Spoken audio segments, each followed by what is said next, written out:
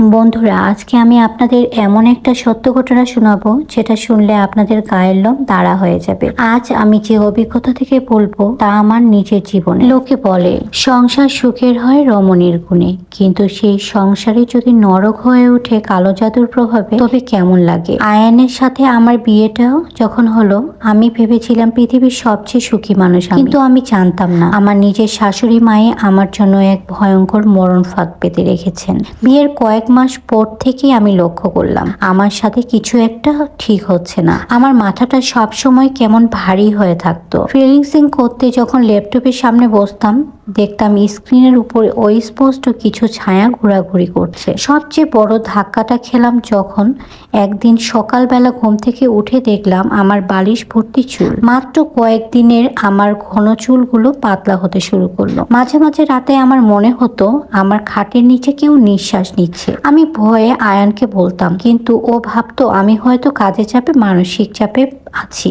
একদিন ড্রয়ার গুছাতে গিয়ে আমি একটা ছোট প্যাকেট পেলাম। ভেতরে তাকিয়ে আমার কলিজা শুকিয়ে গেল। একটা লাল কাপড়ের পুতুল যার বুক আর পেটে অজস্র পিন ফোটানো। আর সবচেয়ে ভয়ঙ্কর ব্যাপার হলো ওই পুতুলের গলায় আমার একটা রূপার চেইন জড়ানো ছিল, যেটা কয়েকদিন আগে আমি হারিয়ে ফেলেছিলাম। আমি যখন শাশুড়ি মাকে ওটা দেখালাম তিনি এক মুহূর্তেই যেন থমকে গেলেন। তারপর অদ্ভুত একটা হাসি দিয়ে বললেন, বৌমা তোমার নজর লেগেছে তো, তাই তোমার ভালোর জন্যই এটা রেখেছিলাম। কিন্তু সেই হাসিতে কোনো মমতা ছিল না, ছিল শুধু একরাশ হিংস্রতা। ঘটনার চরম সীমায় পৌঁছালো এক অমাবস্যা রাতে। আমার প্রচন্ড তৃষ্ণা পাওয়ায় আমি নিচতলায় রান্নাঘরে গিয়েছিলাম। গিয়ে দেখি রান্নাঘর অন্ধকার, শুধু একটা মোমবাতি জ্বলছে। আমি আড়াল থেকে দেখলাম শাশুড়ি মা মেঝের উপর বসে আছেন, তার সামনে একটা হাঁড়ি আর তাতে কাঁচা মাংসের দুর্গন্ধ। তিনি একটা কালো বিড়ালের মাথা হাতে নিয়ে বিড়বিড় করে কিছু মন্ত্র পড়ছিলেন আর বারবার আমার নাম নিচ্ছিলেন। আমি ভয়ে একটা চিৎকার দিতে চেয়েছিলাম,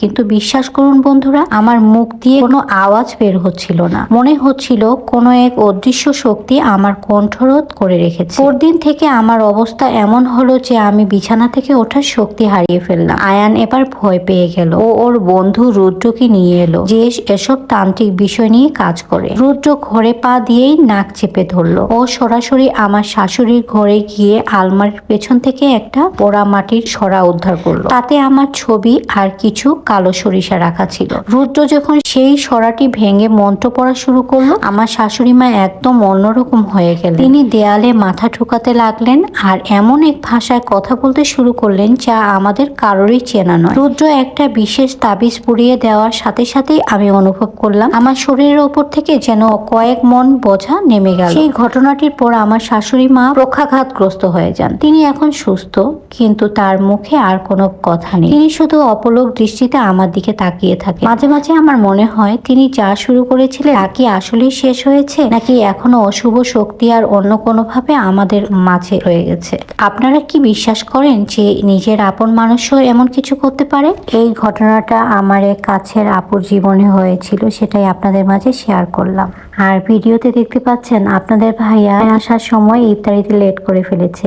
দ্বিতীয়ত এত খাবার নিয়ে এসেছে কি বলবো। এমনিতেই ইফতারিতে আসলে তেমন খেতে ভালো লাগে না, আর কি কি আইটেম গুলো নিয়ে এসেছে, মানে নিয়ে আসতে পারলেই তার মনে হয় সে মনে হয় অনেক খুশি। ওইভাবে খাবে না, কিন্তু নিয়ে আসেই শান্তি। আর রাতের বেলা বললাম যে আমি রান্না করতে পারবো না, দেখুন আপনাদের ভাইয়াই নিজে মুরগির মাংস রান্না করেছে। তো সেহরির সময় গতকালকে রান্না ছিল এটা, সেহরির সময় মুরগির মাংস আর করলা ভাজি। তো আমার ভিডিওতে এতক্ষণ পর্যন্ত যারা যারা আছেন সবাইকে অসংখ্য ধন্যবাদ। তো আজকের মতো আমি এখানেই বিদায় নিচ্ছি। সবাই ভালো থাকবেন। আসসালামু আলাইকুম।